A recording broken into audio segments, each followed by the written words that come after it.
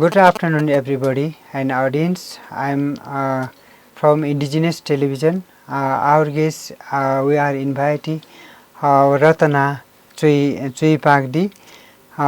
She is a university research professor in Geography Memorial University, Newfoundland, St. John's City in Canada. Today, she has so many working in this time.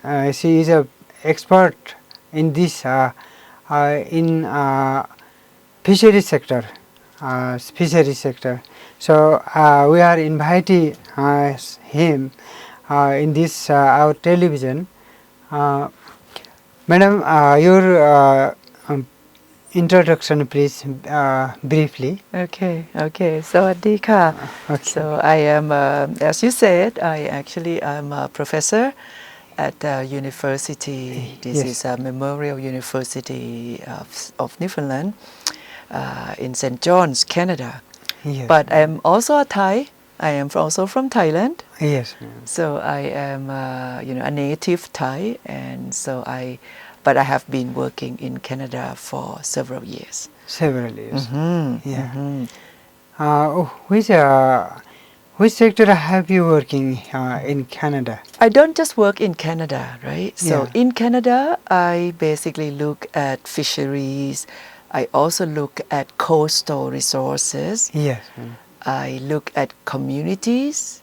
I do research on policy and governance. Yes. But I also work around the world. My research takes me to places like Mexico. I work in Malawi. Malawi, Africa. Yes. That's Africa. In Africa, yes, in East Africa, also, and that's inland fisheries. Yeah. Also here is stated here, Canada. Yes. No, Canada, no, Cambodia. Cambodia. Cambodia. Yes, so Cambodia also in the Tonle Sap. Tonle Sap. Yes, which is a big lake that they have. There is big lakes. Yes. Big lakes. Freshwater. Freshwater lake like what you have here. Madam, our country is a geographically landlocked country. Yes. Nepal is a landlocked country. Both upside so many big country, India and China. Yes. China. And we have also we have rich diversity in water resource, and you have so many experience about fishery sector, about lake, about river. So how where is your working? Where are you working here at today's time, and Nepal? How to compare it? How we can develop fishery sector in our country, Nepal? In your view, please. Well, this is my first visit to Nepal. Yeah, madam. I actually, I have just been here for 3 days. Yes. I have not a lot of, familiarity. I don't know yet about the country, your country.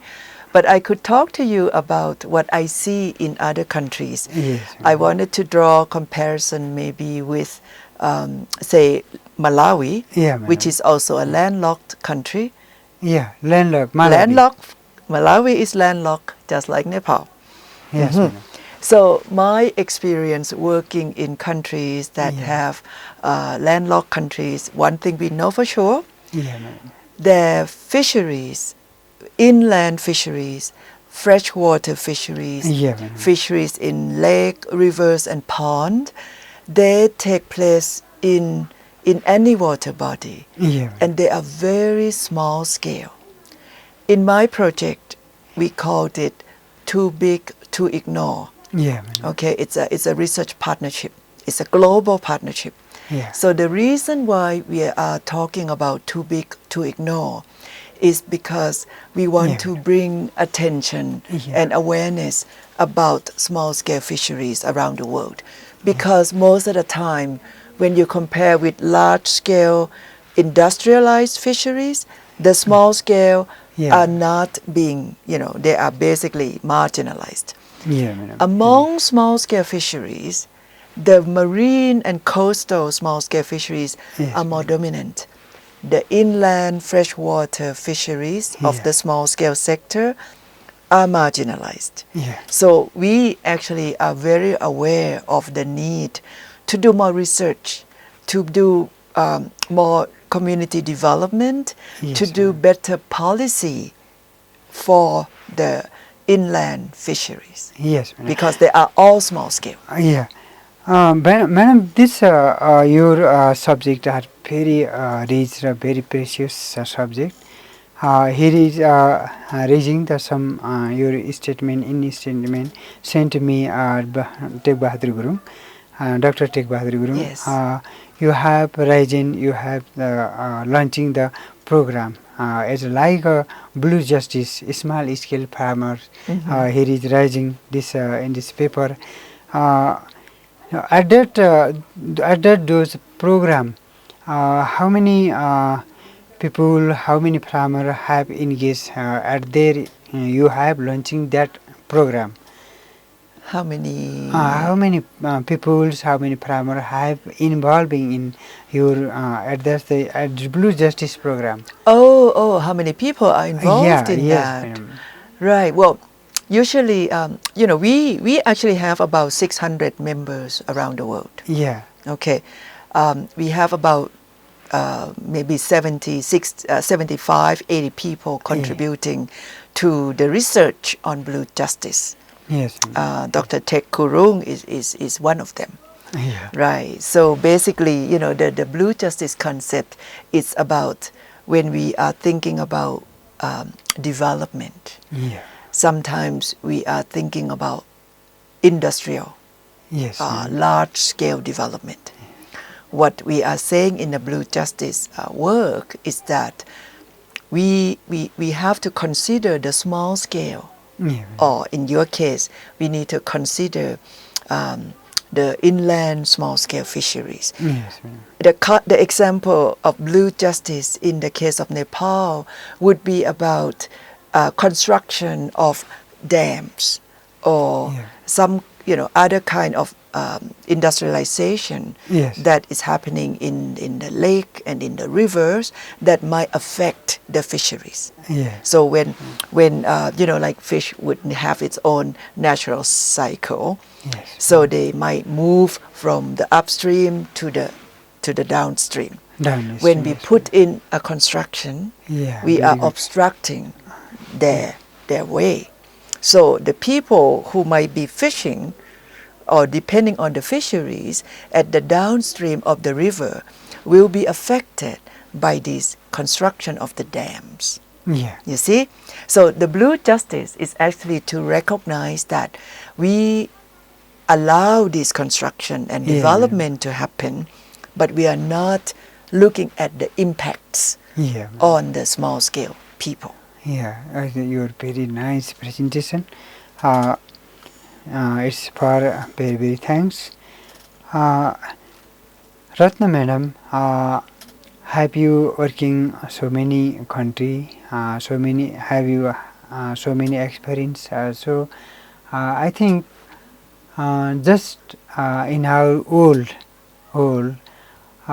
food crisis is raging in this time. Your Canada and other countries, beside the other country, how they managing about food security? In your view, please. No, that is such an important question. Food security is one of the goals. We have these sustainable development goals. One of them is to address food security. So for us, food security is not just about food availability, but it's access to food. It's good quality food, nutrition, good nutritious food. To us, we have been suggesting that food, from fish. Fish is really good source of protein. Yes, madam.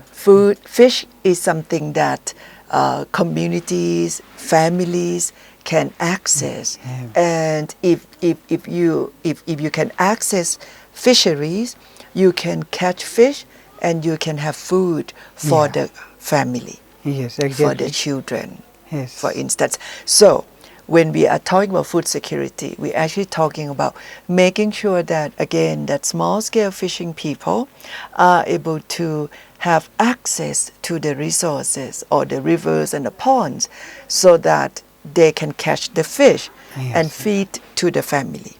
Yeah. Now, anything that they have that they wanted to sell, like they don't, get too many fish, and then they wanted to sell, then they can exchange that for other food that will be important as well. Yes. So this is the concept about why food security is important. And it's problem with food security is happening even in Canada. Yeah. There are people who do not have access to food. Food price is going up. Things are more expensive. Yes. Food is more expensive. Yeah. So the ability to be able to get food without having to pay for it is very important.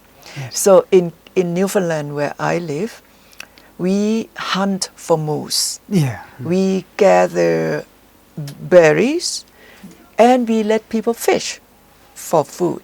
Purple. So anyone could go fish for food. That's in Newfoundland. Go fish for Go food. fish for food. Yeah. During the season, caught big fish, you have allowance. You can have 5 fish in each trip, for a season. Yes. So I think that is the kind of thing that we need to be more working towards to make sure that everybody has access to food. Yes. Also, nutrition security also is peace program. Okay. I think this is very important for people, for smallholder farmer. Not only it is the very easy to all accessible food system, also accessible food system. I think so. I want to questions for you. You have so many experience about in the world United Nations launching the family farming program. In this context, many more country having they are launching the schooling about education, schooling education. They are providing. Yes. In this context, family farming, but that's our natural farming system. In this context, they are launching the which program launching the program that are natural farming system. So a little long question. In this context, we are facing the chemical pesticide now. Okay. Chemical pesticide, more food we are using for production, using to production. Okay. Chemical pesticide and chemical fertilizer. So people's health going to harm in this condition. Not our Nepal, whole in the world. Whole. Beside where is the agroecological farming system launching and farmer and farming system, natural farming system, where is they are launching those of the agriculture program. Okay. Their health become back to in nature, back to in so many healthy. In this context, your vision, how is your program launching about in this issue? I think.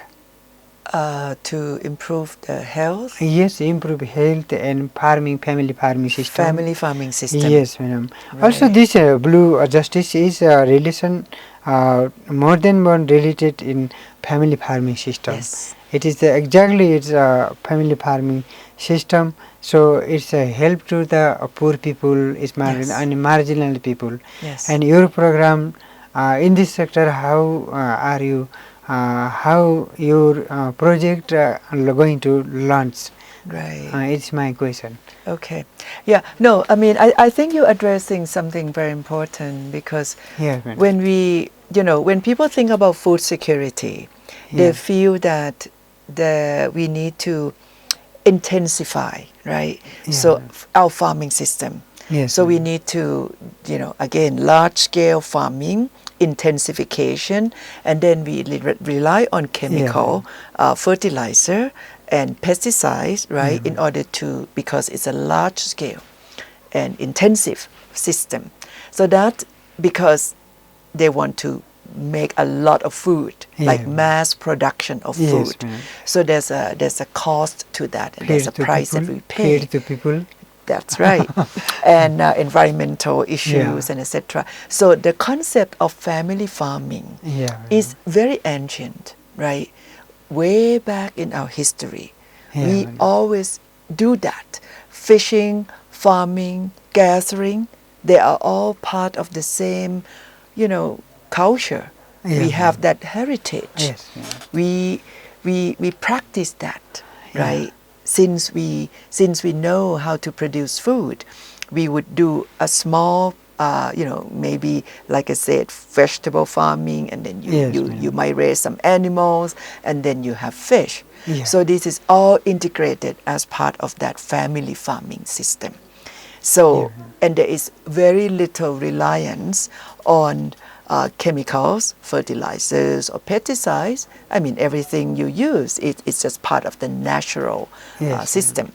So we actually feel that we need, again, to be able to recognize the need to enable farmers to be able to go to that the natural way of growing food without harming the environment. But I think we need to also think about whether there is a way to also look at the value chain, meaning that maybe there is enough food for the family, but there might be extra that they need to be able to sell to other people as part of the trading system. So I think we need to also provide way and have good policy that would support the fishing, the farming families, whether they are fishing or farming, so that they can really get more out of that value chain. And women who are involved in both fishing and farming, they need to also, we need to pay attention to them. Yes, very nice your answer. It is a very precious us. It is dignified for us, and it's encourage our Nepalese agriculture sector. Other question are in this time, Nepal and Canada. We have the diplomatic relation many more years. Canada, our Nepalese, they have been residing there. So many people, so many Nepalese. I think that's are they happy. Happy for us. They are sent remittance for Nepal, and also along with agriculture system in Canada. Canadian agriculture who involving farming, many more farmer. That's exactly there are technology is high technology using the high technology, but we have also still traditional technology in Nepal. In this context, our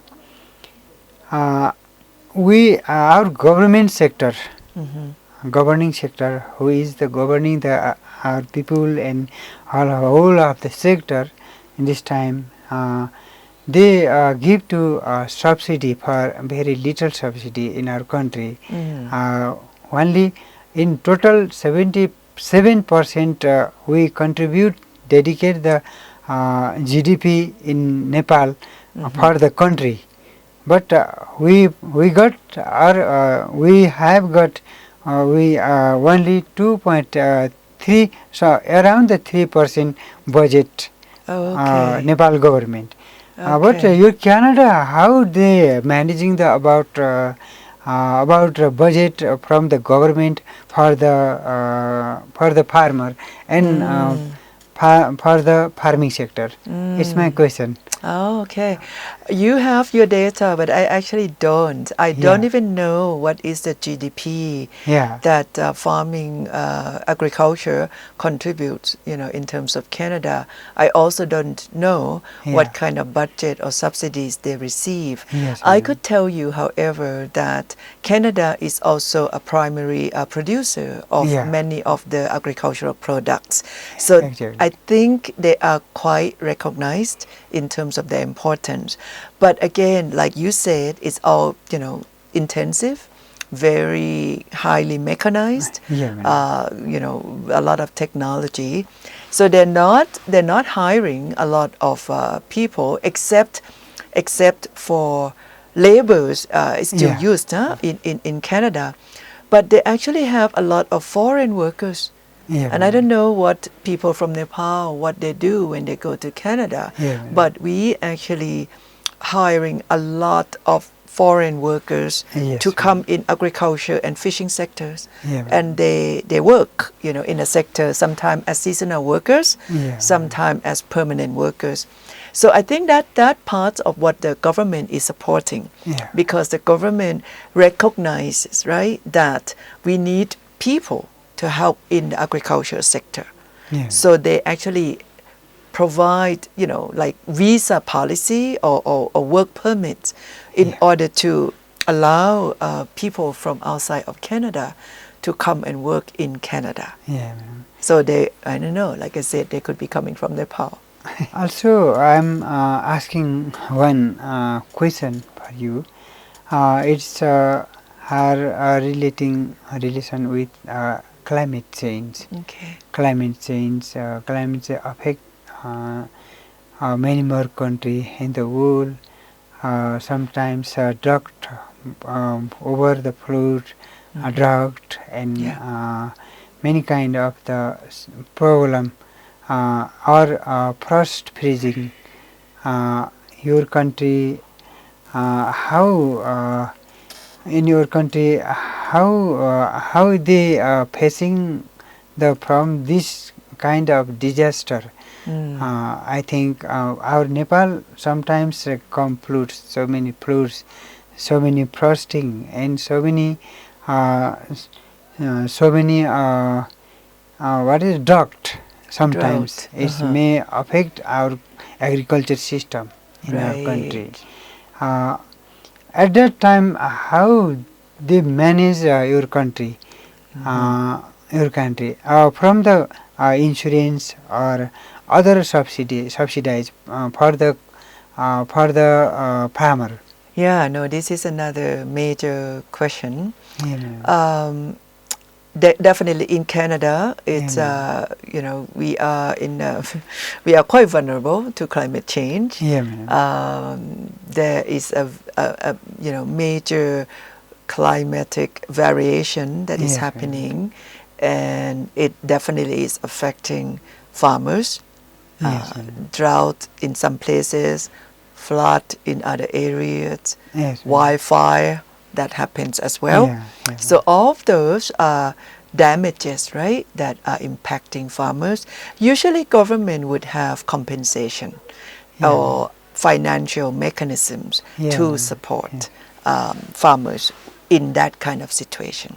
Maybe not as much as the farmers would have liked, but oftentimes we get a lot of support, financial support.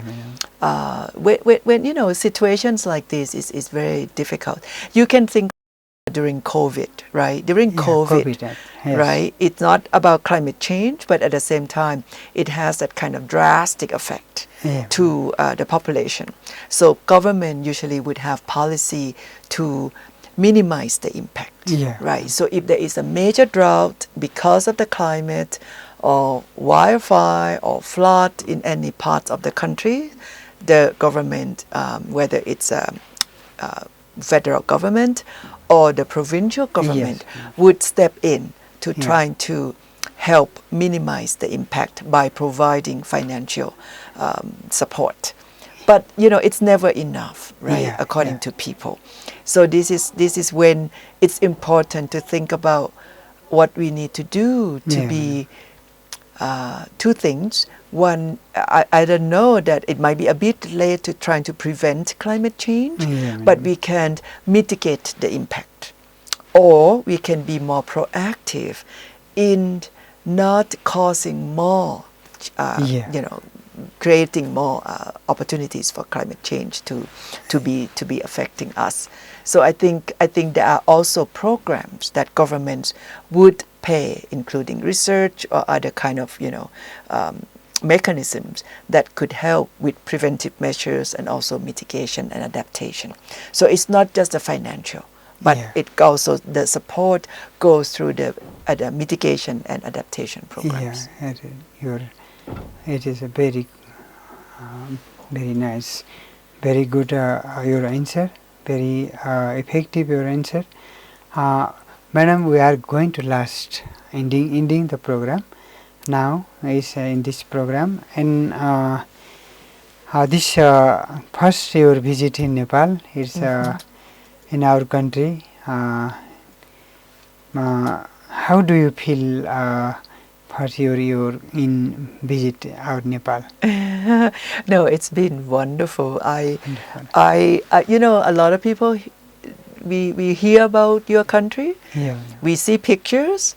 And when I was speaking with Dr. Tek Kurung, he was saying that, this is rainy season, you're not going to see the mountains. But we had major rain on my first day. We had, really nice and cool weather on the second day. Today it was sunny. So I have seen, different the change in the season here. I was able to visit Bhaktapur and Patan, and also all the the three Durbar squares, and lots of temples. But what has really left me, the strongest impression is the blending of the people in this. I'm just talking about Kathmandu Valley. I have seen mixing of people with different ethnic groups. I have seen, from the features, I don't understand the language, but I suspect that I know that you have 70 languages, right, and multiple ethnic groups. And to see that people are living in harmony, and I see a lot of peace. I see a lot of kindness that I could experience just by my 3 days here. I feel secure. I never felt unsafe anytime. That's very special to me, because sometimes you go to places when you don't know the place, you don't know the culture, you don't know the language, you don't know what to do. Here, people are so kind, and they are just so forgiving. So if you don't understand what's going on, they are helping you. They're trying to tell you. So I really, that has been the best part of my visit. Very, very thanks. Madam, last question, your Blue Justice from your, that is the big program. It may make very significant. It does the significant work for the people everywhere for your program and whole of the sector. And lastly, how to last question is how to them give justice. Blue justice for the people from your program. It's my last question. This is a very, this is a good question. Is it just something we talk about, or is something real? You know, can we really see improvement in people's livelihoods, in fairness and in justice, right? Yes, can we address them for real? And I think we have examples around the world now to start saying that by raising the profile of inland small-scale fisheries, coastal small-scale fisheries, look at families, looking at small-scale farmers. I think we are providing them the visibility. Okay, not too many people can say they don't know about the small-scale fisheries. So the justice starts to happen when you need to pay attention. Yes, so governments